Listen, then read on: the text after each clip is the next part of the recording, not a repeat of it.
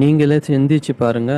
அல்லாஹ்வுடைய தீனுக்காக அல்லாஹ்வுடைய ஆட்சி இருக்கணும். அல்லாஹ்வுடைய ஆட்சி இருந்தால் தான் இந்த குர்ஆனுடைய சட்டதிட்டத்தை அமல்படுத்த முடியும்னு தான் நபிகள் நாயகம் ஸல்லல்லாஹு அலைஹி வஸல்லம் அவர்களும், ஹம்ஸா ரலியல்லாஹு அன்ஹு அவர்களும், அபூபக்கர், உமர், உஸ்மான், அலி, தல்ஹா, ஜுபைர், சாத் இப்னு அபி வக்காஸ், அம்மார், யாசிர், பிலால், அபுதர் கிஃபாரின் இவங்க எல்லாம் தன்னுடைய தியாகத்தை செஞ்சாங்க. தன்னுடைய உடலாலும், தன்னுடைய உயிராலும், தன்னுடைய செல்வத்தாலும் அவர்கள் இந்த அல்லாஹ்வுடைய தீனுக்காக, அல்லாஹ்வுடைய ஆட்சிக்காக அவர்கள் தியாகம் பண்ணாங்க.